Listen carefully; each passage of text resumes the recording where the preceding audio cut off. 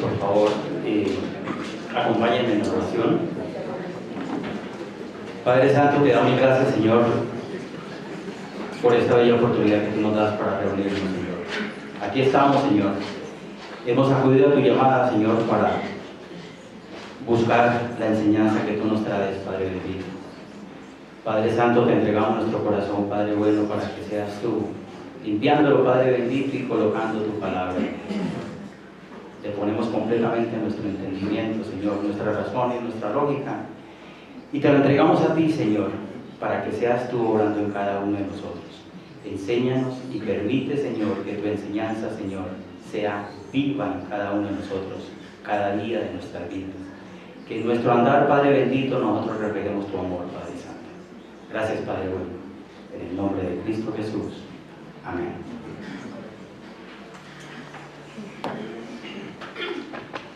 El domingo pasado nos enseñaba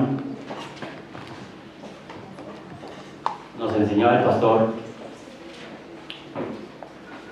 sobre un pasaje que muchas veces hemos leído, lo entendemos y empezamos a encontrar muchas cosas hermosas que nos decía Dios ahí.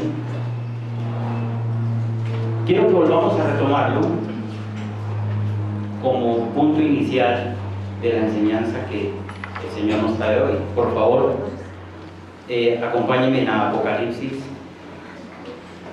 2, versículos 2 al 5.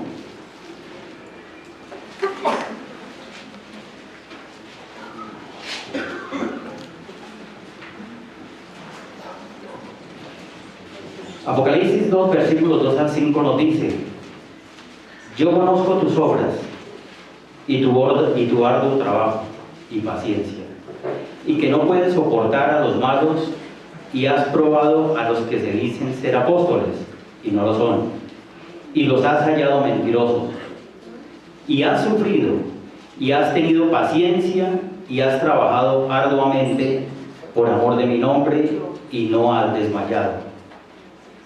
Pero tengo contra ti que has dejado tu primer amor.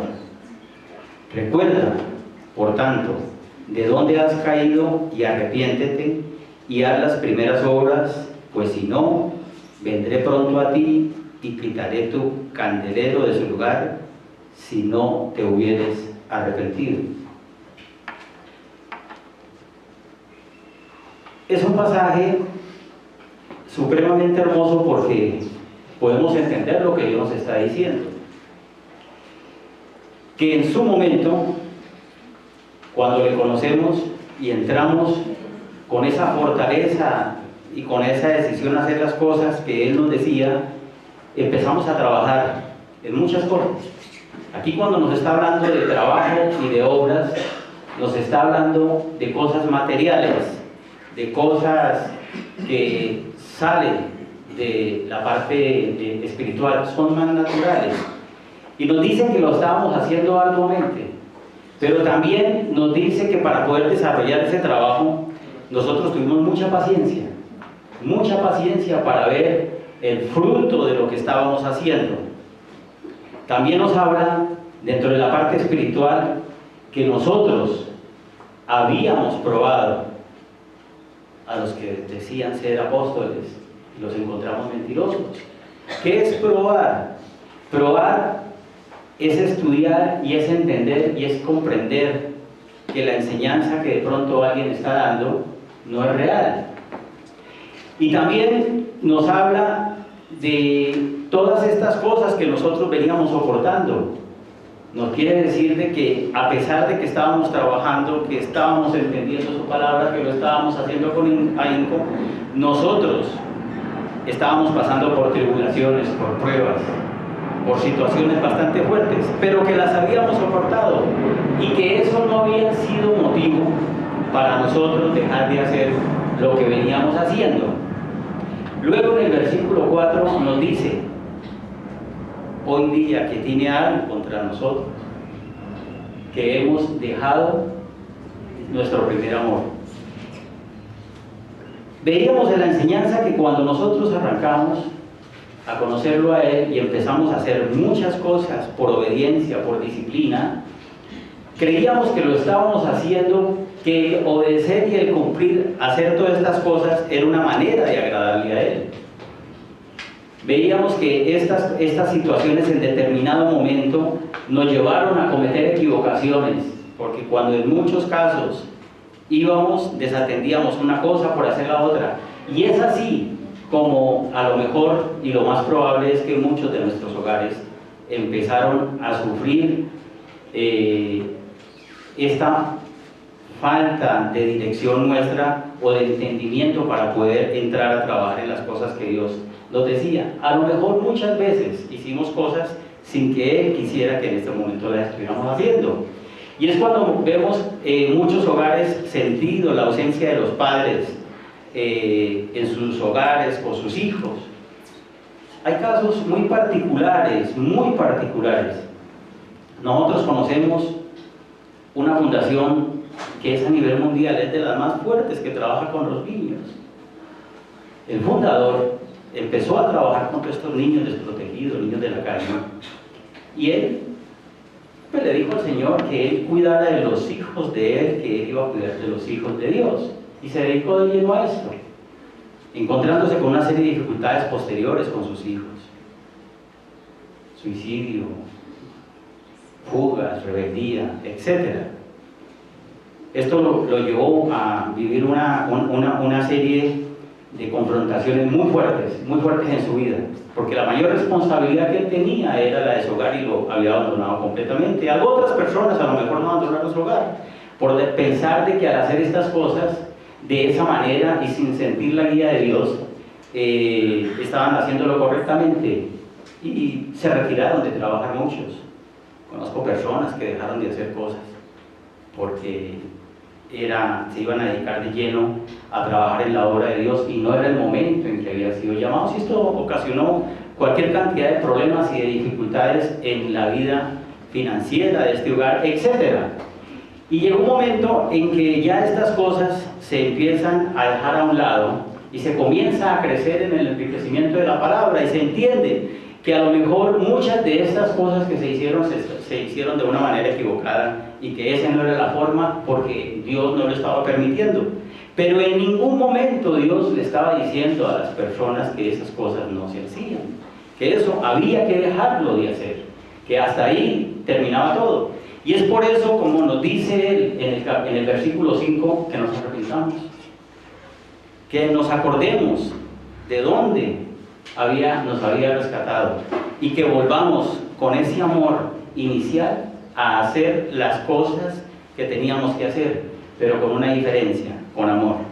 Que en el momento en que nosotros empezáramos a hacer esas cosas, lo hiciéramos con un amor que fluyera en nosotros, que era el amor de Él, no como en una época que a lo mejor con la dureza de nuestros corazones nosotros pretendíamos querer cambiar una sociedad a nuestra manera.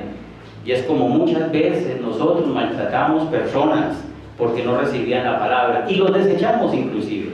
Dejamos de hacerlo, íbamos, les enseñamos una o dos veces y si de pronto la tercera vez veíamos que continuaba haciendo cosas equivocadas, entonces fácilmente decíamos: ahí no hay nada que hacer, ya, cumplido, misión cumplida, vámonos para otro lado. Nos está diciendo que esto fue equivocado, pero que tenemos que volver a hacerlo con la misma firmeza, con el mismo deseo, pero con amor, con el amor que solamente da Él y con un amor que nace de la comunión de Él cuando Él nos está dirigiendo y nos está colocando en diferentes sitios. Cuando miramos todo esto, entonces fácilmente nos podemos detener a mirar lo que pasa con nuestra sociedad, con nuestro país. Nosotros llevamos más de 70 años en una guerra. Y eso que estamos de pronto calculando desde el año 48. ¿Qué tal si de pronto nos remitiéramos un poquitico atrás y habláramos desde la guerra de los 1000 días, que fue a comienzo del siglo pasado? Llevaríamos ya más de 100 años en una guerra fratricida. Una guerra que ha venido ocasionando cualquier cantidad de dificultades en nuestro país. Una guerra que es ocasionada por la ausencia de Dios en el corazón de nosotros. Una guerra porque las personas no han entendido lo que es el significado de conocer a Cristo, vivirlo, amar y sobre todo perdonar. Entonces, como esto no se ha vivido, es una continuidad de cosas. Pero si miramos nosotros todo lo que ha venido pasando con la guerra y lo que ha venido acentuándose últimamente, es que se ha centrado en la parte rural. Y en la parte rural, ¿qué ha ocasionado? Una migración de las personas, una destrucción completamente de las familias en el campo. Ayer, por ejemplo, leíamos en el periódico, en una separata que sale sobre la niñez, sobre la cantidad de maltrato que se le hace a la niñez en Colombia. Inclusive hablan de un maltrato que tiene unas cifras bastante altas, que es por negligencia. Por negligencia. ¿Y cuál es la negligencia? Que los padres no han aprendido a educar a sus hijos. A los padres no se les ha enseñado cómo debe de ser la relación de un padre con un hijo. Y entonces viene todo lo que es la violencia intrafamiliar frente a estos niños. Estamos hablando de hogares colombianos, no estamos hablando en sí del hogar del campo, sino de todos los hogares colombianos.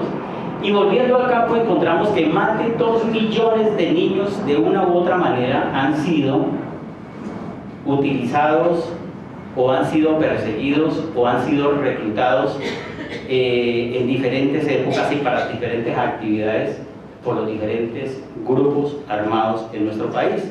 ¿Esto a qué ha llevado? A una migración con una descomposición social. Muchas veces las mismas dificultades que se han venido acentuando han roto completamente las familias en el campo, y la relación de los padres hacia los hijos es una relación completamente distante. Y vemos cómo estos muchachos llenos, cargados de ilusiones, llegan a unas ciudades grandes como son Bogotá, Medellín, Cali y Cartagena, porque Cartagena porcentualmente en este momento puede ser la ciudad que más migración haya recibido del campo, y es una ciudad pequeña que no está preparada para eso. Lo que pasa es que muchas veces cuando Dios nos da la oportunidad de ir a Cartagena, pues vamos a un casco, a la parte de Boca Grande, y eso es bonito, es lo más hermoso. Para mí es de lo más hermoso que uno pueda conocer, pero no debe de salirse de esas partes y sobre todo llegar a ciertos lugares, porque la situación social es bastante complicada. ¿Qué trae también con estos problemas de la familia? Se rompe completamente un esquema. Para los padres ya empieza a ser una carga a los hijos. Porque imaginemos a un padre en una parte rural donde no tiene trabajo y tener los hijos, sencillamente darles de comer, darles estrés, y tienen que empezar a trabajar temprano. Y vemos cómo los niños empiezan a trabajar a la edad de 10, 11 años en labores que no son para niños, sino miremos lo que está pasando con las minas. Estamos hablando con las explotaciones de los productos mineros en Colombia, etc. Nos dice también en este informe que la escolaridad de los niños crece cada día. Más de 1 millón de niños en Colombia no saben lo que es entrar a una escuela, no saben. Y eso sin contar con la fuga que hay de los niños en la parte escolar. Quien tenga oportunidad de trabajar o de conocer los colegios distritales en Bogotá, yo los invito cuando vayan de paseo, de visita, por algo, miren los mosaicos de grado. Y ahí van a encontrar algo tremendo. Por cada 2 o 3 niñas hay un niño que se graduó a bachiller. Quiere decir que los varones, en un alto porcentaje, están desertando. Y van desertando a partir del 7º, 8º, 9º grado de estudio. ¿Qué se ponen a hacer estos muchachos? Pues lo que vemos nosotros. Si nosotros nos vamos en Bogotá a ciertos cordones, anteriormente nos hablaban del sur, ahorita hacia qué lado nos vamos para el Codito, a la 180 y pico, en la parte de arriba, o nos vamos por la parte de Alto de Cazucá, o nos vamos para la parte de Soacha. Estamos completamente sitiados con personas con necesidades grandes, con una necesidad grande. La primordial, conocer de Dios. La segunda, encontrar alternativas de vida, encontrar formas de cómo empezar a hacer que su vida sea más funcional. Y lo más importante, volver a llevarles a ellos ese mensaje que hagan sentir que sus familias valen la pena. Que lo más hermoso que puede haber en la vida es reunirse alrededor de una mesa, los padres y los hijos. Así sea con una guapanelita con calado. Así sea, pero que estén ahí. Porque una familia unida es una familia de proyectos y que va hacia adelante. Y ahí miramos cómo se sigue descomponiendo nuestra sociedad, porque todos estos muchachos van creciendo de una manera completamente desorientada. Y entonces entran a formar las pandillas, estas pandillas que luego se van volviendo bandas delincuenciales. Hemos escuchado las noticias de las bandas que están atracando últimamente los supermercados. Increíble, entre los 16 y los 19 años los muchachos, ¿ya? Son muchachos que deberían estar estudiando, pero son muchachos que no tienen un objetivo de vida, no tienen una ilusión, han muerto sus ilusiones porque nadie les ha dado una respuesta. Alguna vez que Dios me colocó a trabajar en varias oportunidades con niños de estas regiones, encontraba que los muchachos, su aspiración de vida no va más allá de los 22 años. Su única ilusión es conformar un grupo para dar un gran golpe. ¿Para qué? Para conseguirse unos pasitos para un rancho, para la mamá. De resto, para ellos la vida ya es algo. Pasar de los 22 años ya es una utilidad supremamente grande, pero hay una particularidad. Ellos hablan desde la mamá, de darle un rancho a la mamá, no hablan del papá. ¿Por qué? Porque el papá los abandonó, porque el papá los maltrató, porque el papá los ultrajó, etc. Y miren todo este tipo de situaciones que se comienzan a presentar con estas bandas, y sin contar lo que pueda pasar con la niña. Y con todos estos problemas, nosotros nos sentamos a ver programas de televisión y a lo mejor muchas veces juzgamos la producción, pero no miramos el contexto de lo que hay. Vemos cuando nos hablan de mulas, dicen, ay, pero ¿cómo son? Pero no miramos qué es lo que pasa al fondo de las personas. Piensan, ellos ven en ese momento que puede ser la solución de sus vidas. Y resulta que nosotros aquí nos encontramos, conocemos la palabra, la sabemos y estamos aquí sentados. Estamos bien, sin ningún tipo de problema. ¿Qué nos duele? Sí, tenemos dificultades. A lo mejor estamos sin trabajo. Salud, sí, de pronto tenemos un poco de quebranto de salud, pero vaya y venga. Pero nos reunimos cada 8 días y vamos a los grupos y compartimos la palabra y ahí queda completamente todo. Y de acciones, ¿qué? ¿Dónde está ese primer amor que nos está hablando aquí? Esto que le estaba diciendo a la iglesia de Éfeso es algo que Dios nos repite todos los días. Vamos a mirar otro versículo que también estuvimos viendo la vez pasada, Hechos 1:8.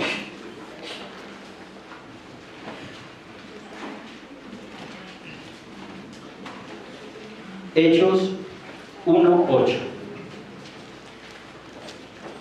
dice: pero recibiréis poder cuando haya venido sobre vosotros el Espíritu Santo, y me seréis testigos en Jerusalén, en toda Judea, en Samaria y hasta lo último de la tierra. Aquí nos está hablando que una vez nosotros tengamos el Espíritu Santo, vamos a tener poder. Ahorita miramos esa palabra poder.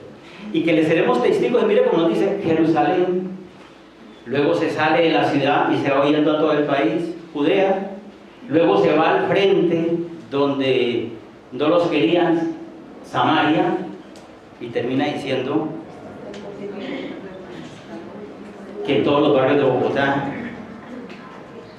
que en toda la provincia de Cundinamarca y de Colombia. Porque cuando hablamos de los confines del mundo, entonces fácilmente podemos caer en el error de que sí, queremos entrar a trabajar en las cosas de Dios y quiero ser misionero, hay que ir a Afganistán, hay que ir a la India, hay que ir a Pakistán, hay que ir a Birmania. No se preocupen, allá va a ir gente. Dios nos colocó aquí y aquí tenemos muchas cosas que hacer. Encontramos que vamos a recibir poder. ¿Y qué es poder? Cuando encontramos la palabra poder, no es como la película de He-Man, ¿no? Cuando cogía la espada y decía, ya tengo el poder. No, ese tipo de poder no es.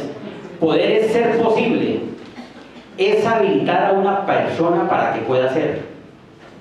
Es habilitar a una persona para que sea capaz de.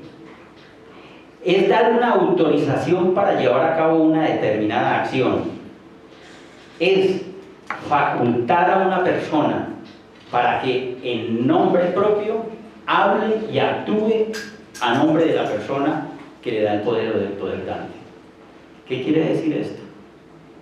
Nos está diciendo que cuando recibimos poder, estamos siendo capacitados para hablar y actuar en el nombre de Jesús. Estamos recibiendo poder y estamos recibiendo una autorización y estamos siendo capacitados porque podemos hacer las cosas que Él venía haciendo. Y la otra palabra que viene es testigo. ¿Qué es testigo? Es una tercera persona que puede confirmar algo. Aquí es tercera persona o tercer elemento. ¿Cómo llamaría la persona? Tercera persona, porque existe una persona frente a una situación que está desarrollando algo y hay otra persona, una tercera es una que está alejada, es una persona que no está ahí. Esa persona es la que en determinado momento puede determinar si lo que está pasando es cierto o no es cierto. Testigo es el que hace testimonio y es una persona que presencia algo o a alguien con conocimiento directo y puede certificar que es verdadero. Entonces, aquí, ¿qué nos está diciendo? Nos está diciendo que si nosotros creemos en Él y vemos que todo lo que hay aquí en su palabra es real, nosotros podemos certificar que son ciertas. Y como tenemos el poder, podemos actuar exactamente de la misma manera. Entonces, viene la palabra es que nos ponemos a hacer. ¿Qué hacemos con base en esto? Miremos primero qué hacía Jesús, para que de pronto nos encontremos dentro de las cosas que Él venía desarrollando. No nos olvidemos que la enseñanza más grande que Él nos enseñó fue la unidad que tenía con el Padre. Era un hombre de una continua oración, y esa continua oración le permitía vivir completamente unificado con el Padre y sabía lo que el Padre quería hacer y Él lo hacía. Él no hacía absolutamente nada que quisiera hacer en su propia carne. Él todo lo que hacía era porque el Padre se lo decía. Y eso solamente lo sabremos nosotros si crecemos en esa comunión. Por favor, acompáñenme a Marcos 6, 30-44.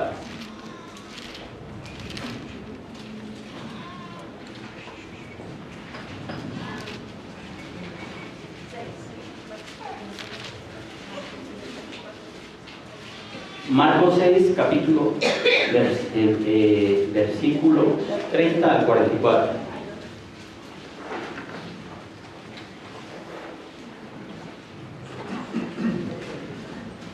Dice la palabra: entonces los apóstoles se juntaron con Jesús y le contaron todo lo que habían hecho y lo que habían enseñado. Él les dijo: venid vosotros aparte a un lugar desierto y descansad un poco, porque eran muchos los que iban y venían, de manera que ni aún tenían tiempo para comer. Y se fueron solos en una barca a un lugar desierto. Pero muchos los vieron ir y le reconocieron, y muchos fueron allá a pie de las ciudades y llegaron antes que ellos y se juntaron a él. Y salió Jesús y vio una gran multitud y tuvo compasión. Y tuvo compasión de ellos porque eran como ovejas que no tenían pastor, y comenzó a enseñarles muchas cosas. Cuando ya era muy avanzada la hora, sus discípulos se acercaron a él diciendo: el lugar es desierto y la hora ya muy avanzada. Despídelos para que vayan a los campos y aldeas de alrededor y compren pan, pues no tienen que comer. Respondiendo él, les dijo: dadles vosotros de comer. Ellos le dijeron: que vayamos y compremos pan por 200 denarios y les demos de comer. Él les dijo: ¿cuántos panes tenéis? Id y vedlo. Y al saberlo dijeron: 5 y 2 peces. Y les mandó que hiciesen recostar a todos por grupos sobre hierba verde. Y se recostaron por grupos de cientos en cientos y de 50 en 50. Entonces tomó los 5 panes y los 2 peces, y levantando los ojos al cielo bendijo y partió los panes y dio a sus discípulos para que los pusiesen delante, y repartió los 2 peces entre todos, y comieron todos y se saciaron, y recogieron de los pedazos 12 cestas llenas y de lo que sobró de los peces, y los que comieron eran 5.000 hombres. Es un pasaje supremamente hermoso y quiero que lo miremos completa, la historia completa. Para poder entender la historia completa, tenemos que leerlos en los 4 evangelios, porque aparece en Mateo, aparece en Marcos, aparece en Lucas y aparece en Juan. Y cada una nos va diciendo una serie de cosas que vamos a encontrar y vamos a ver tanto la parte espiritual como la parte natural que ahí podemos encontrar.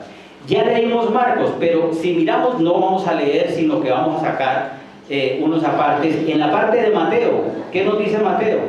Que las personas venían de diferentes ciudades. Entonces, eso implica que, por eso era que crecía tanta gente, venían a pie. Cuando vienen a pie, las personas generalmente van fatigadas, van cansadas.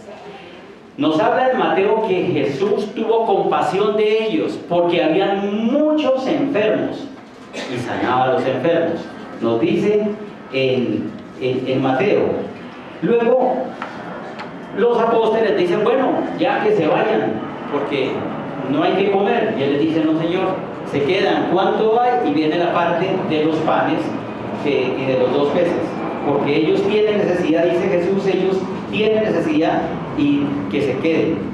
En la parte de Lucas, nos dice que la ciudad apartada, el desierto, dicen, salen de una ciudad y se van a un desierto. Una parte, no tanto como desierto, una parte desolada. Entonces dice que la ciudad cercana es Betsaida. Entonces yo más o menos me imaginaba como que Betsaida es Bogotá y él les dijo, vámonos, y se fue para el Parque Jaime Duque. Imaginémonos que no esté tan poblado el Parque Jaime Duque. El Duque es grandísimo, se puede tener cualquier cantidad de gente, pero no hay nada.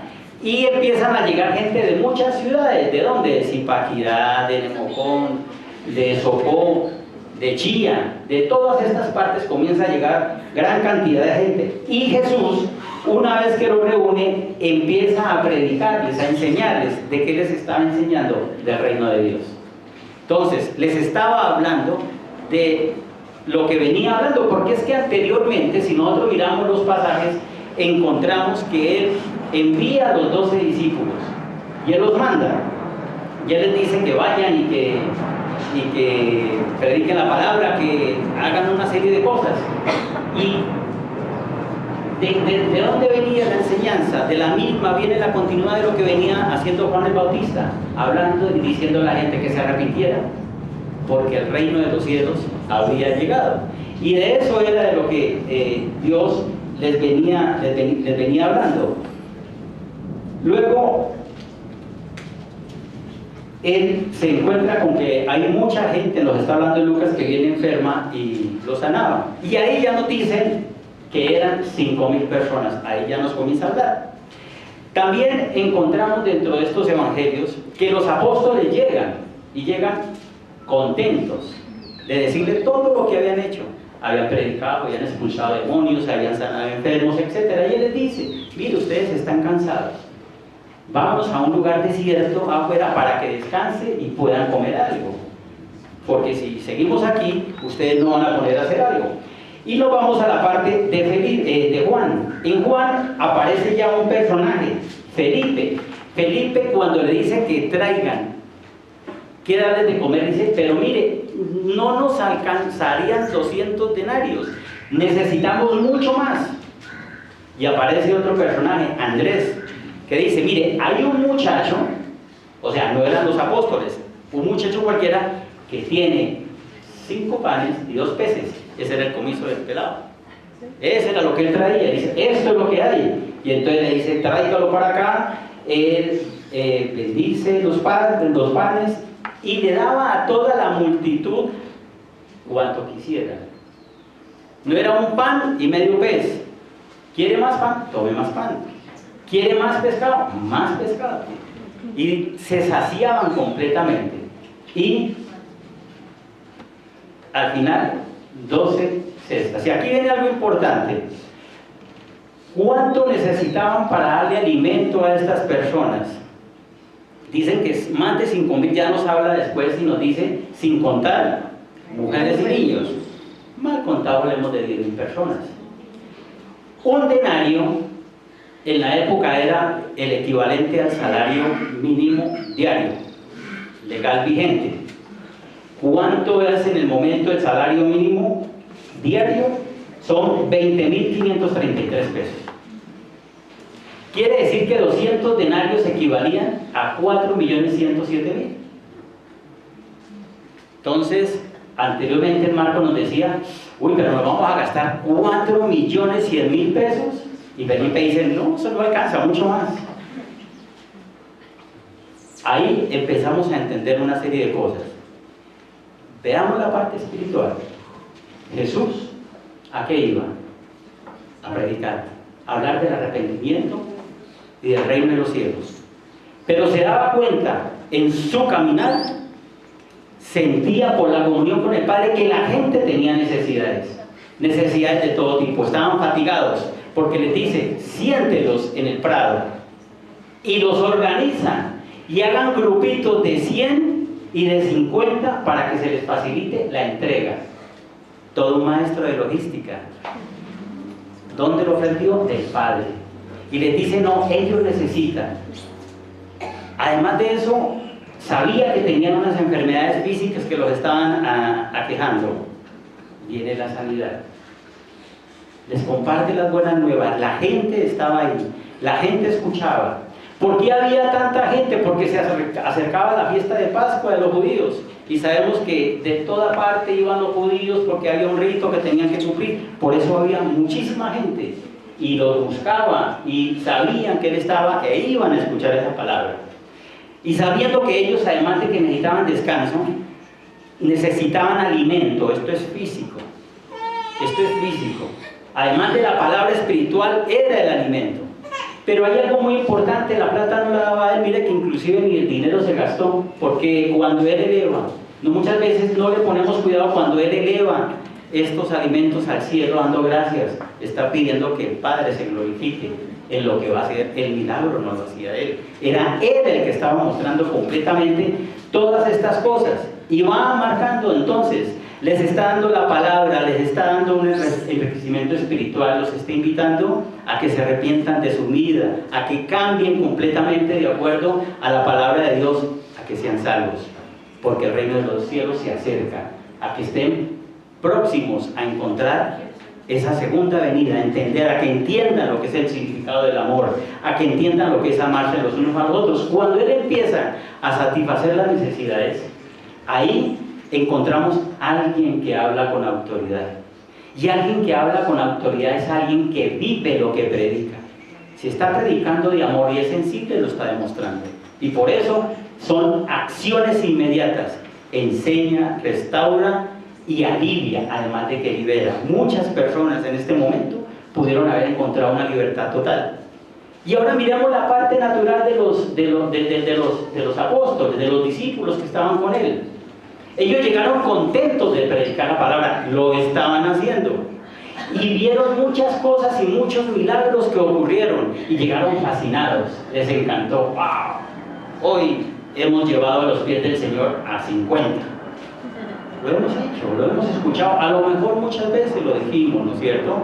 Y felices por este tipo de cosas. Llegó la gente y ya se empezaron a molestar. Decían, hombre, pero ¿por qué la gente se viene aquí a molestarnos? Estamos fatigados. Llegó un momento en que alguno de ellos dijo, bueno, ya escucharon la palabra, esta gente tiene hambre y ya está tarde, que se vayan y se las arreglen como puedan, así dice la palabra, porque dice que se vayan y busquen en las aldeas y los pueblos cercanos a ver si encuentran algo que comer. ¿Eso qué quiere decir? Tu problema seguirá siendo tu problema, porque el mío yo lo tengo resuelto.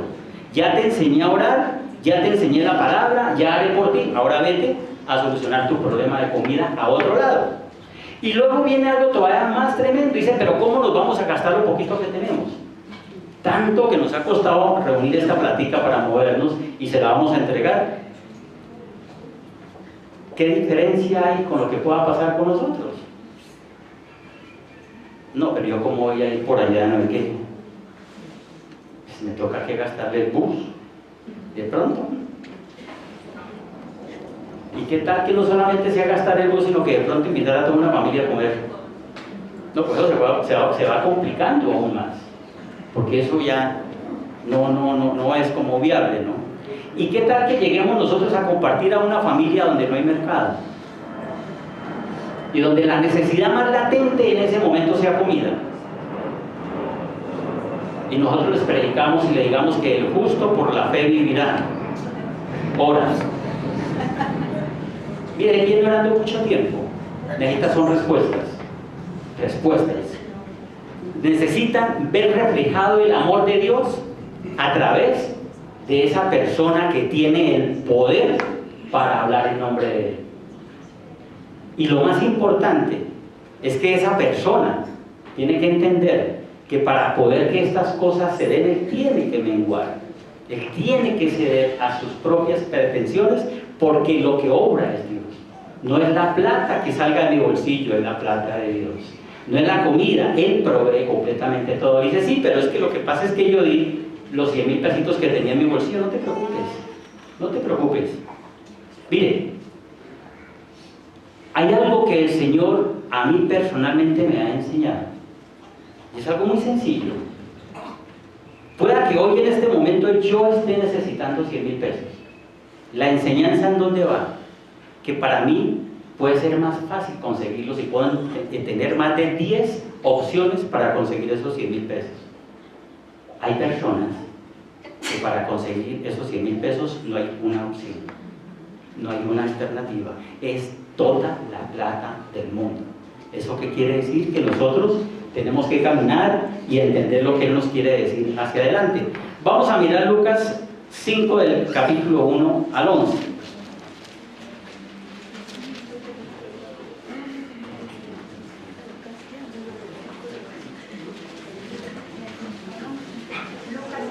Lucas capítulo 5 versículos 1 al 11. Aconteció que estando Jesús junto al lago de Genezaret, el gentío se agolpaba sobre él para oír la palabra de Dios. Y vio 2 barcas que estaban cerca de la orilla del lago, y los pescadores, habiendo descendido de ellas, lavaban sus redes. Y entrando en una de aquellas barcas, la cual era de Simón, le rogó que la apartase de tierra un poco, y sentándose enseñaba desde la barca a la multitud.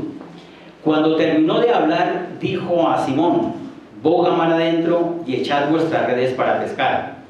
Respondiendo Simón le dijo: Maestro, toda la noche hemos estado trabajando y nada hemos pescado, mas en tu palabra echaré la red. Y habiéndolo hecho, encerraron gran cantidad de peces y su red se rompía. Entonces hicieron señas a los compañeros que estaban en la otra barca para que viniesen a ayudarles, y vinieron y llenaron ambas barcas de tal manera que se hundían. Viendo esto, Simón Pedro cayó de rodillas ante Jesús diciendo: apártate de mí, Señor, porque soy hombre pecador. Porque por la pesca que habían hecho, el temor se había apoderado de él y de todos los que estaban con él. Y asimismo de Jacob y Juan, hijos de Zebedeo, que eran compañeros de Simón. Pero Jesús dijo a Simón: no temas, desde ahora serás pescador de hombres. Y cuando trajeron a tierra las barcas, dejándolo todo, le siguieron. Otro pasaje supremamente hermoso. Jesús estaba predicando. Aquí es cuando Él comienza a armar su equipo de trabajo. Porque era un equipo que Él preparó, un equipo que Él le iba a enseñar, un equipo que Él iba a preparar para que continuaran después con lo que Él estaba finiquitando. Y está predicando y la gente se agolpaba y Él se sube.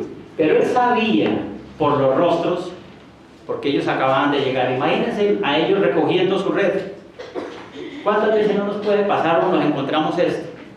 Tío, ¿cómo le fue? No.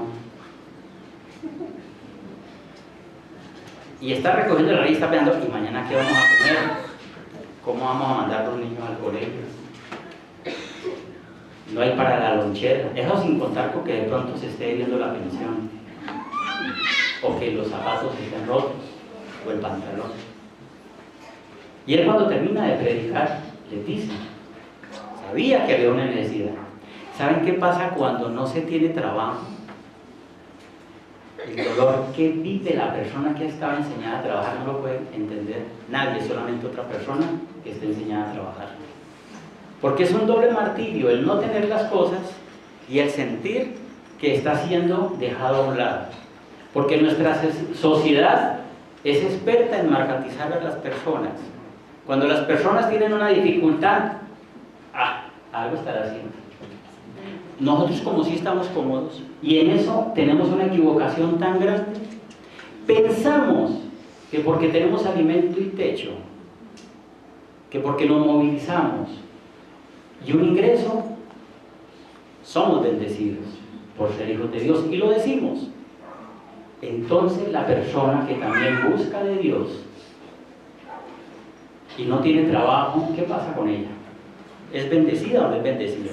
La palabra lo dice, que habrán pobres, y siempre lo habrán, y siempre habrá necesidad, pero no para que la miremos como tal, es para que nosotros actuemos sobre ella, como Cristo actuaba sobre ella. Y sabiendo que estos pescadores tenían un dolor muy grande, ¿qué hace con ellos? Es decir, vamos para adentro. Y Pedro le dice, como lo haría cualquiera de nosotros, mire, cuando una persona es experta en desarrollar un trabajo, se dice que es empírica y habla por la experiencia. Voy a colocar un ejemplo, un mecánico. Uno, como no conoce de mecánica, uno va en el carro se le apaga, ¡pah! Entonces, ¿qué hace? Para el carro, abre el capot, lo mira, mueve un cable, cierra el capot y llama al mecánico. Eso es lo que hace uno que no conoce. Llega el mecánico experimentado, le dice, préndalo. Dice, ya. Lo abre y por allá va, le va una cosita, le dice, era esto. Camine y tenemos que hacer un mantenimiento. ¿Por qué? Es la experiencia. No nos hemos admirado de conocer mecánicos que ni siquiera han terminado el bachillerato y te cogen ese carro nuevo, bonito, y se lo deja para que lo anillen, y usted se da una vueltecita, por ahí vuelve al otro día, y qué susto el que se pega cuando un coco vacío, completamente el motor en el piso, dice, Dios mío. Y el que nunca estudió, después ¿qué hace? Vuelve, lo arma, y a los 8 días le dice, aquí está, vea, como una nave, nuevecito, y arranca. Es una persona que conoce muy bien su trabajo. Esos eran los pescadores, como Pedro y su equipo de pescadores. Y si estaban a la hora oportuna, en el sitio oportuno, le dicen, Señor, lo hemos hecho todo el día, no hay pescado, esto está pesado, pero si usted lo dice, en su nombre lo haré. ¿Qué da a entender ahí? Muchas cosas podemos interpretar, que en el nombre de Jesús, no creo que él en ese momento estuviera creyéndole a Jesús de que iba a haber un milagro. Lo que él iba a decir, se lo dije, ¿no? Yo se lo dije que no sacaba pescado, y saca abundancia, abundancia. Mire, una enseñanza hermosa. Ante tanta necesidad, la abundancia no enriquece el corazón y lo engorda. La gente, cuando ha vivido la necesidad y le llegan los medios de bendición, comparten. La gente que es aislada de la necesidad se vuelve insensible. ¿Y ellos qué hacen? Se le llena y llaman al otro y siguen llenando ya 2 barcas. Y no podían con toda esta pesca. Dicen que a ellos les da temor porque saben que están ante algo que era completamente diferente en sus vidas. Y él les dice, a partir de hoy no pescarán más peces, serán pescadores de hombres, como ustedes y yo. Dios nos ha llamado a ser pescadores de hombres. Y ellos llegan y ellos no se ponen a vender. Uy, ¿cuánta plata le habrán sacado? Eso me imagino. ¿Alguno de ustedes ha estado en una subienda en onda? Ahí uno puede admirar cuando comienzan a llenar esos camiones de pescado y de pescado y de pescado. Se unen 3 y 4 para poder llenar el camión para venderlo a Bogotá. Eso vale plata. Porque lo que se van a ganar ahí es lo que les va a permitir a esta gente vivir un tiempo largo cuando les va bien. ¿Y ellos qué hacen? Lo reparten todo. Lo dejan y deciden. No se aferraron a las cosas materiales. Y vemos que estas situaciones no son ajenas a los que nos pasan. Dios nos está enseñando ahí. La palabra va acompañada de acción. Si la palabra no va acompañada de acción donde la estemos llevando, estamos haciéndolo sin autoridad. Y él hablaba como quien tiene autoridad. Hace 8 días, al término de la prédica, hubo algo que a mí personalmente me ha dado muchísimas vueltas. Un compañero habló, Oscar, de una experiencia que había vivido en Transmilenio, y yo la quiero volver a traer, porque es que es la naturaleza donde nos hemos metido nosotros. Estaba en Transmilenio, iba sentado y se subió un indigente. A partir del momento en que se subió el indigente, todos los demás se corrieron y él se quedó. No olía bien el indigente. Pero en ese momento él sintió un poco de enseñanzas. Yo empecé a sentir las mismas enseñanzas. Y de pronto empecé a mirar una serie de cosas. Dios nos ha rescatado ¿de dónde? De un sitio más horrible que el de este indigente. Mire, al indigente lo bañamos y lo perfumamos y listo. Pero nosotros, el mugre y la suciedad, la traíamos por dentro. Nos coge, nos rescata, nos restaura, nos vuelve a un estado original de perfección para comunión con Él. Nos habla, nos enseña, nos da su salvación. ¿Y qué ha pasado con nosotros?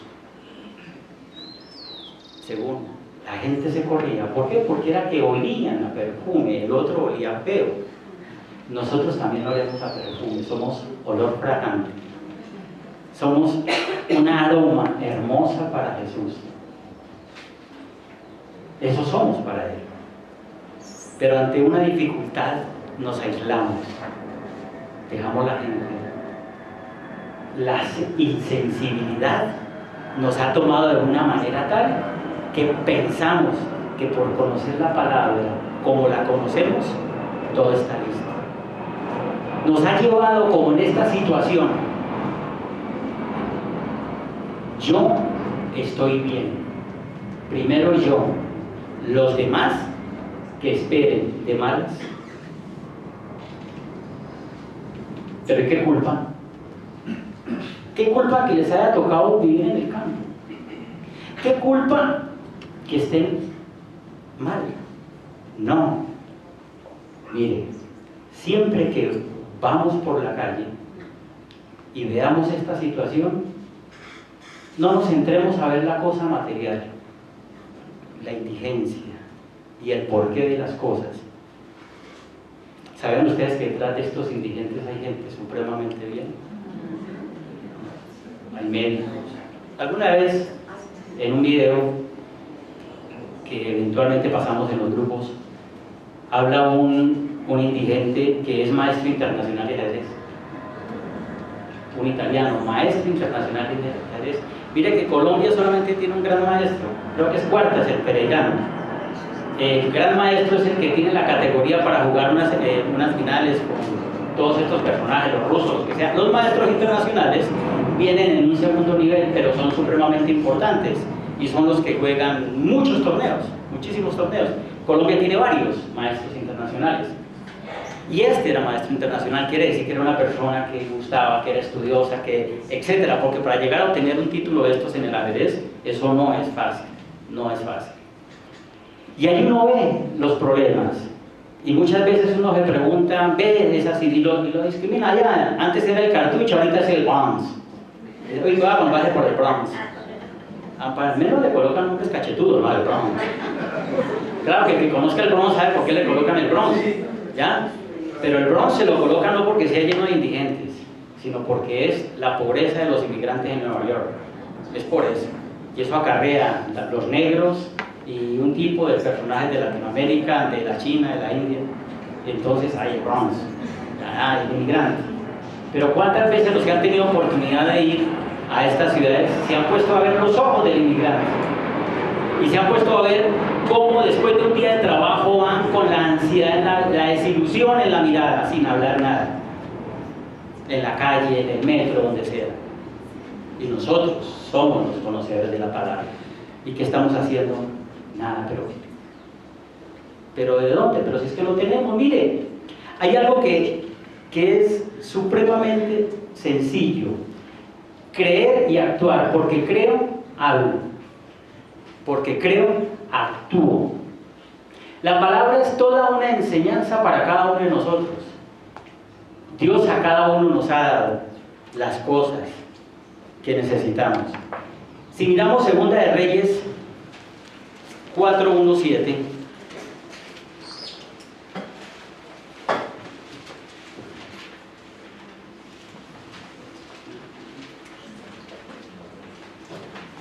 Segunda de Reyes 4:1-7.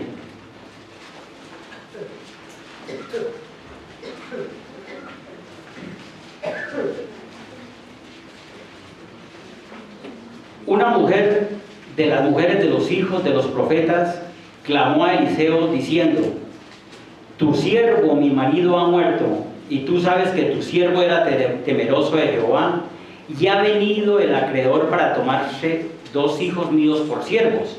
Y Eliseo le dijo: ¿qué te haré yo? Declárame, ¿qué tienes en casa? Y ella le dijo: tu sierva ninguna cosa tiene en casa, sino una vasija de aceite. Él le dijo: ve y pide para ti vasijas prestadas de todos tus vecinos, vasijas vacías, no pocas. Entra luego y enciérrate tú y tus hijos, y echa en todas las vasijas, y cuando una esté llena, ponla aparte. Y se fue la mujer y cerró la puerta, encerrándose ella y sus hijos. Y ellos le traían las vasijas, y ella echaba del aceite.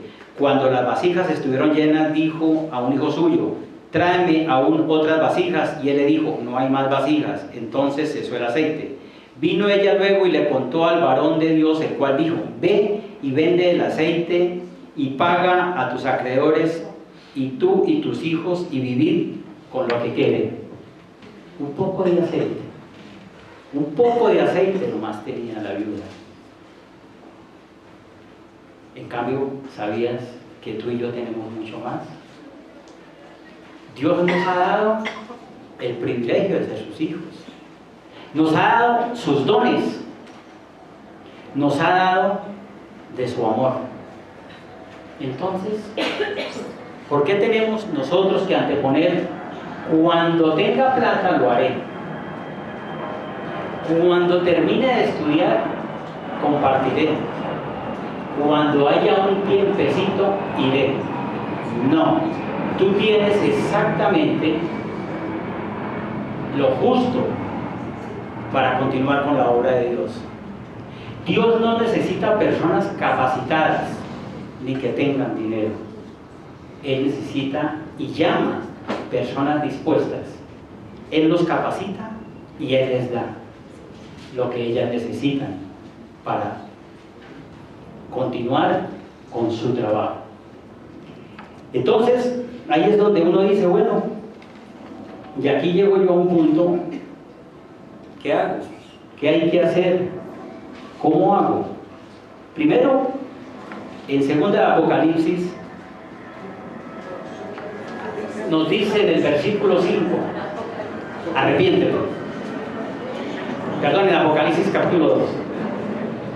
Apocalipsis 2, arrepiéntete. ¿Qué tenemos que hacer? Arrepentirnos. Pero el arrepentimiento es un acto con transparencia. Porque muchas veces decimos: no, yo no he hecho absolutamente nada, lo que pasa es que si me he tenido que... A mí nadie me lo ha dicho. Yo creo que en más de una ocasión nos han invitado a muchas cosas. Y hemos antepuesto el tiempo, intereses, inclusive muchas cosas. ¿Sabían que en junio, entre junio y julio, se paraliza completamente nuestro país? Y muchas actividades dejarán de ser. No, porque es que hay que ver, son 2 y hasta 3 partidos diarios. No, pues entonces uno, como no lo va a ver, entonces ¿de qué habla? ¿Ya? Increíble. Y todo lo que encierra alrededor de esto. Me encanta el fútbol. No estoy satanizándolo, me encanta. Lo que pasa es que entendí en él que no es mi prioridad. Si tengo oportunidad de verlo, lo veo. Si no, no lo veo. Punto. No me amargo por el resultado de un partido. Se ganó, se perdió, total. Yo no tengo injerencia en eso. Chévere que mi equipo gane, y si no, pues vaya y venga. pero en una época sí me enfermaba. Y gritaba cosas no santas en un partido, o en el estadio, o en el televisor. Y hoy día entiendo cómo no podía disfrutar lo que hay. Mire, aprendí a ver el partido del equipo que no me gusta, del contrario. Uno tiene un equipo y generalmente en la ciudad hay otro que no le gusta. Aprendí a ver al otro y digo, vea, está jugando bien, está jugando regular, equivocado. Pero no es mi prioridad. ¿Ya? No hay cosa que no le llene a uno más la vida y el gozo que estar estudiando y compartiendo. Y siendo personas muy prestas ante la necesidad de otra persona donde Dios lo está llamando. Y de una u otra manera, uno es instrumento para encontrar la solución de esta persona. Créanme, lo importante es querer hacerlo y es entenderlo. Dios nos habla y Dios nos muestra. ¿Ya? Yo me acuerdo muchas. Una vez me desperté, un pastor amigo estaba iniciando una iglesia y ellos arrancan a las 10 de la mañana. Y yo no sé por qué en el momento que me desperté, voy a ir a visitarlo, que no me había invitado, yo voy a ir. Fui. Cuando vi la gente en la alabanza, cantaban y repartían fotocopias de las canciones. No hay instrumento ni nada, eran con las palmas y cantaban. Y cuando estaba yo ahí, dije, ay Señor, esta gente, qué bien le caería un retroproyector. Veamos retroproyector. Nosotros ya estamos en la era del video. Retroproyector se consigue. No dije nada. Dije, el Señor me trajo hoy para eso, para que mirara la necesidad. ¿Ven? Y charlando con otro pastor, dije, ¿cómo le parece que? Y necesitan un retroproyector. ¿Y cómo le parece que nosotros tenemos uno, pero ya no lo necesitamos? Mire, yo en ese momento no lloré porque me contuve muy fuerte y entendí muchas cosas. Mire, el hecho no era el retroproyector, era entender que si Dios me estaba llevando era para ver algo que yo podía ayudar allí. Nunca he vuelto y no sé si están usando el retroproyector, creo que sí, porque le he preguntado, ¿ya? Y entonces, ahorita ya se me está volviendo cachetudo, porque me dijo, no, estamos orando por un video. Digo, ay, qué bueno. Las cosas son así, y así van pasando. Pero una vez que nosotros nos hayamos arrepentado, ¿qué tenemos que hacer? La palabra nos dice, vamos por favor a Oseas.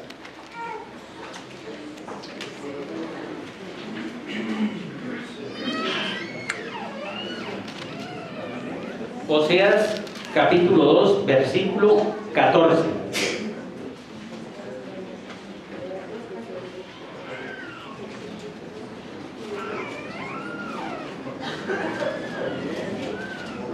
Dice, pero he aquí, yo la atraeré y la llevaré al desierto y hablaré a su corazón. ¿Cuál es el desierto? El desierto es donde no hay nadie. El desierto es ese sitio donde estamos únicamente con Él. El desierto es donde nosotros tenemos que cavar muy profundo si queremos un poquitico de agua. Y esa forma de cavar es la oración, buscando en el fondo de la oración qué me quiere decir Dios. Qué bonito cuando se entra en ayuno para estas cosas, por ejemplo. O cuando de pronto nos alejamos de alguna actividad por un tiempo determinado, no sé, el tiempo que cada persona disponga, 2 horas, mediodía, un día. Y si tiene la oportunidad de irse para un sitio 2 días, hágalo.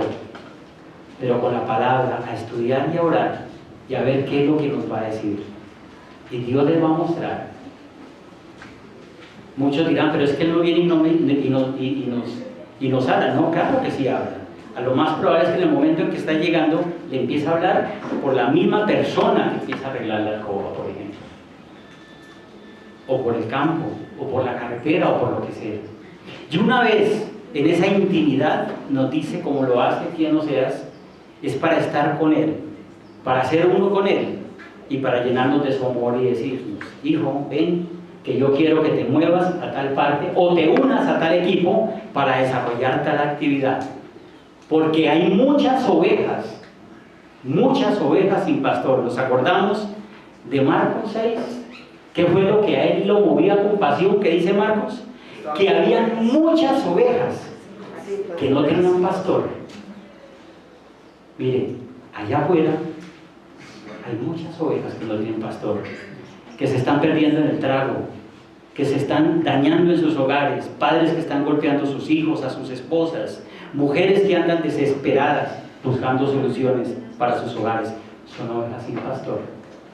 ¿Y qué tal si nos vamos para el campo, para la parte rural?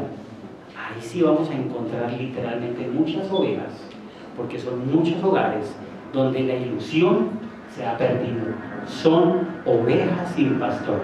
Y así como Él nos lleva en la intimidad y nos pastorea, nos está diciendo: vayan y en mi nombre actúen, testifiquen y pastoreen a todas estas ovejas. Y no se preocupen, nos dice en Mateo 28, Mateo capítulo 28, versículo 28b. Mateo capítulo 28, versículo 20b. Dice: y he aquí, yo estoy con vosotros, con ustedes y conmigo, todos los días hasta el fin del mundo. Amén. Quiere decir de que no vamos a estar solos, que Él va a estar con nosotros, que Él nos va a apoyar, que Él se va a glorificar en cada una de nuestras vidas, y que lo que nosotros hagamos en su nombre, de acuerdo a su voluntad, Él se va a glorificar y vamos a ver su gloria de Él. Y vamos para terminar a Juan 17, versículos 22 al 24, unas páginas más adelante. Juan capítulo 17, versículos 22 al 24. El capítulo donde Él ora por los discípulos antes de su arresto. Juan capítulo 17, 22 al 24. Dice el capítulo 22: la gloria que me diste yo les he dado para que sean uno, así como nosotros somos uno, yo en ellos y tú en mí, para que sean perfectos en unidad, para que el mundo conozca que tú me enviaste y que los has amado a ellos como también a mí me has amado. Mira esta belleza que nos regala. Desde antes de ser arrestado, oró para que la gloria de Él sea para nosotros también, y para que ustedes y yo seamos uno solo en unidad, en un solo sentir y en un solo amor, para que de esta comunidad resplandezca su amor y permee la sociedad que se está deteriorando, y seamos pastores de todas estas ovejas que andan sin pastor. Si alguien desea ayudarnos a enriquecer esta enseñanza, por favor, es el momento. ¿Quién desea?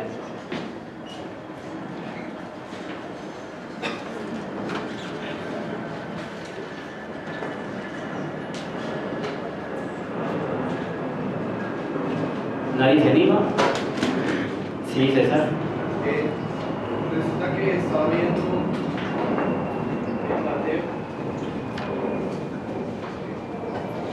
Mateo el texto de la alimentación de las 5.000 personas. Mateo 14:16 dice: Jesús les dijo, no tienen necesidad de irse. Entonces yo veo aquí como Dios hace, o sea, me está mostrando que no hace milagros por hacer, por demostrar que es Dios, ni por demostrar su poder, sino me está mostrando dos tipos de necesidades aquí que tenía la gente. Una es espiritual, que es lo que está mostrando, pienso yo, que lo que yo entiendo aquí es que Él es el pan de vida, porque fue después de haberles predicado. Él es el pan que da vida verdaderamente espiritual, pero también satisface su necesidad física. Y entonces es como yo puedo aprender, tengo que en la relación con el Padre aprender para ir afuera a entender las dos tipos de necesidades que sabemos, las físicas y las espirituales, pero realmente saber qué es lo que ellos necesitan, porque Jesús mismo lo está diciendo aquí, ellos no tienen necesidad de irse. Y la otra cuestión es la que está en Juan, que él dice, le dice a Felipe, ¿y de dónde vamos a sacar y ahora cómo vamos a alimentar a esta gente?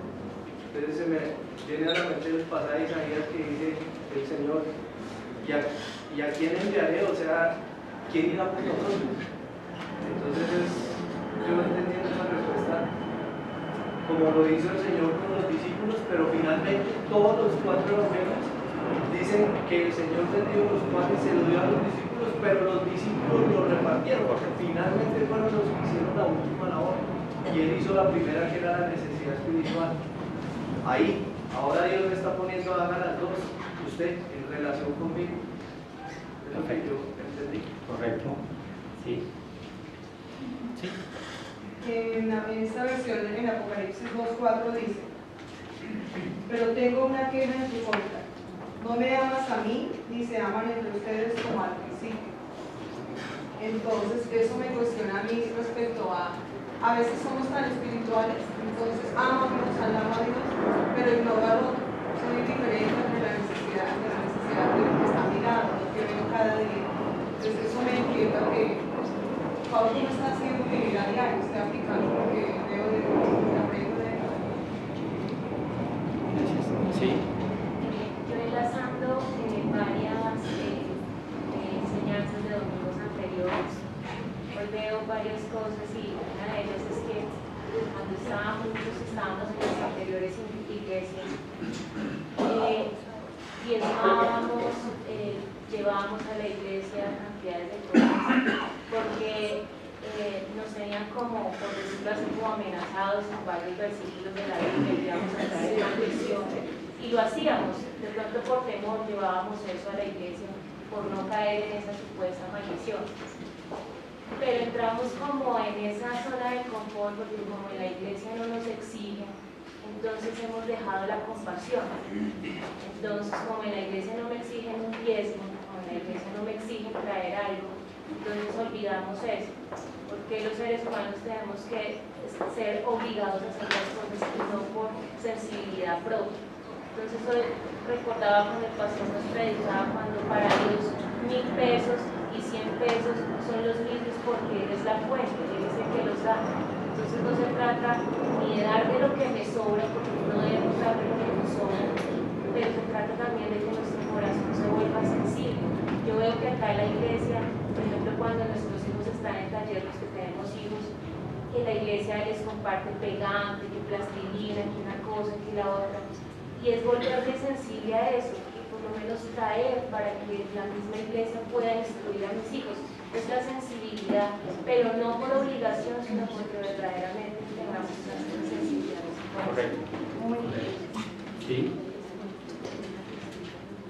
Se me viene a la mente que recibir verdad no es de nosotros, sino que simplemente es un decreto de Dios que, no sé, lo tomo como de Isaías 55:10, para mí está decretado ahí, que dice: porque como desciende de los cielos la lluvia y la nieve, y no vuelve allá, sino que riega la tierra y la hace germinar y producir, y da semilla al que siembra y pan al que come.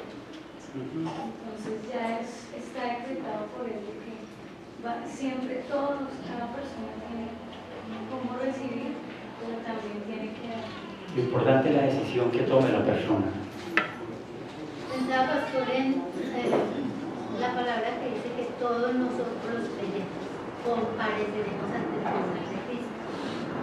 Y yo pienso que no va a ser ya en relación al pecado, porque pues en él fuimos perdonados, sino en relación a las obras. Y pensaba también donde decía Jesús, porque un día él nos dirá: estuve enfermo, me visitaste, estuve desnudo y me vestiste, y que esas personas le van a preguntar, Señor, ¿cuándo hicimos esto? Cuando lo hicieron con uno de los más pequeñitos, conmigo lo hicieron. Y lo contrario, ¿no? No estuve enfermo, no me visitaron en la cárcel, no fueron. Entonces, a veces decimos, no tengo nada material, pero tengo salud para ir y ayudar, como nos ha dicho el pastor Francisco muchas veces, es de decisión, pero es que esa sensibilidad hacia la necesidad ajena no la encuentro sino en la intimidad con Dios. Es donde me hace sensible a esa necesidad de esa persona, al menos de llamar y darle una palabra de aliento, de que alguien está enfermo. Cuando uno está enfermo, lo digo por mí, uno es muy vulnerable, uno necesita a alguien que vaya y le dé una agua aromática. No sé, son cosas tan pequeñitas y pensamos que es que solo en lo grande es donde Dios va. No, Él dice que va a mirar eso, que estuvo alguien enfermo y no lo visitamos. Entonces son cositas pequeñitas que podemos empezar a hacer. Cierto, cierto. Siempre Dios nos coloca en nuestro camino a alguien por el cual nosotros podemos hacer algo. ¿Alguien más? Sí. Yo quería leer algo que está en Primera de Juan 3:17. Dice, pero el que tiene bienes de este mundo y ve a su hermano tener necesidad y cierra contra él su corazón, ¿cómo morará el amor de Dios en él? Hijitos míos, no amemos de palabras ni de lengua, sino de hecho y en verdad. Hay otra parte que no la encontré, donde habla una situación de alguien que va con una gran necesidad y la persona dice, ven, vuelve mañana, y así actuamos, ¿no? Pensamos que, como decía ahorita, oraremos por ti, pero esa no es la necesidad. Hay que ser sensible, como decía nuestra hermana ahora. Falta una sensibilidad. Es cierto. Siempre que detectemos una necesidad y en ese momento tengamos los medios de ayudarlo, eso es inmediato, eso es instantáneo. Eso no es... Mire, el que no ha comido tiene que comer ya, no mañana. ¿Ok? ¿Alguien más? ¿Sí?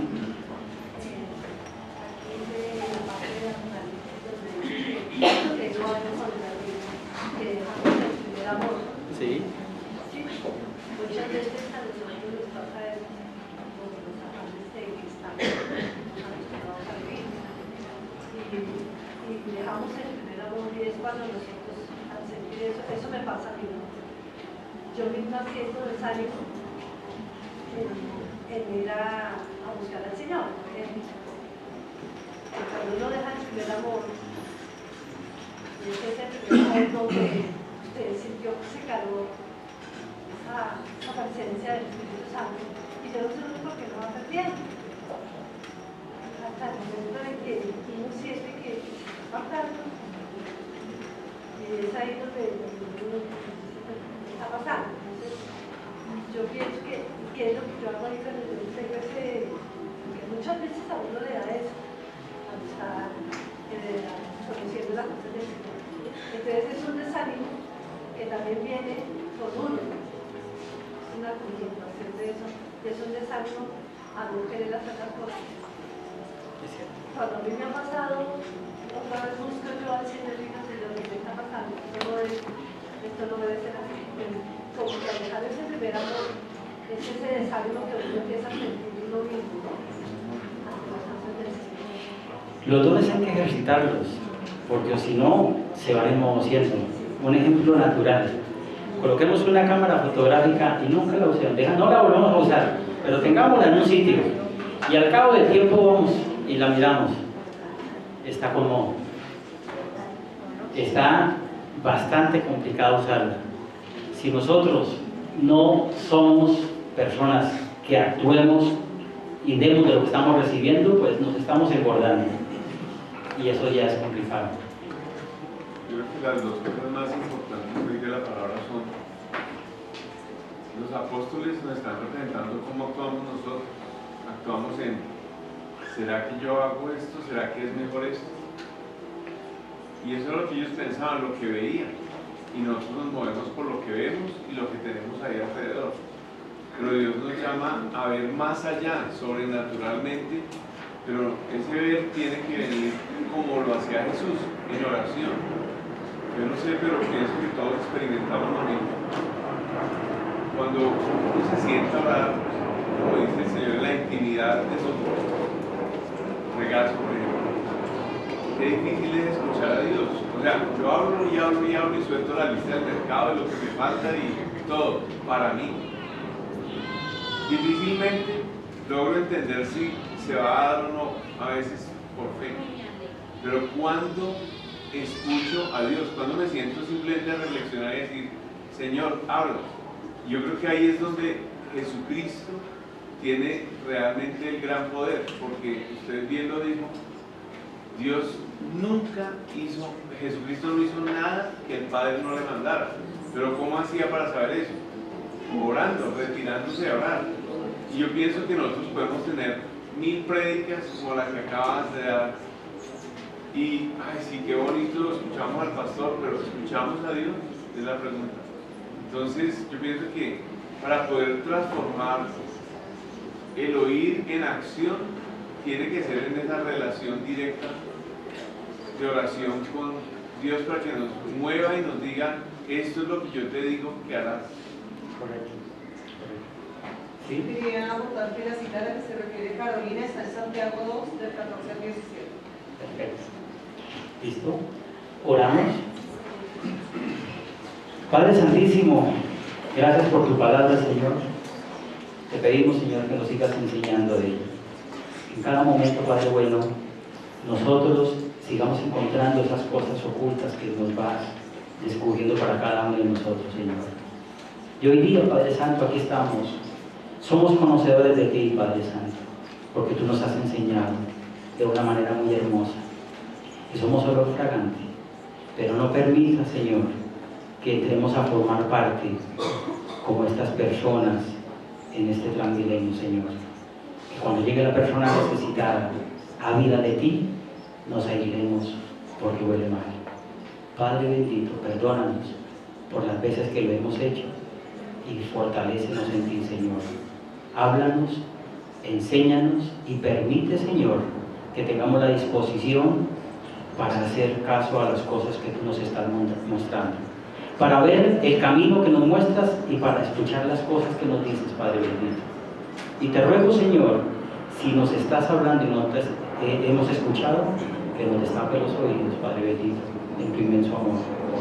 Que destape nuestros oídos, que nos eches colirio para ver las cosas que también quieres que veamos, Señor. Y permite que como persona sea un instrumento tuyo y que como comunidad seamos toda una orquesta sinfónica, que vamos a donde estas ovejas que necesitan pastor y seamos tus pastores llevándolas a ti, Padre Santo. En el nombre de Jesús, Padre Santo. Amén.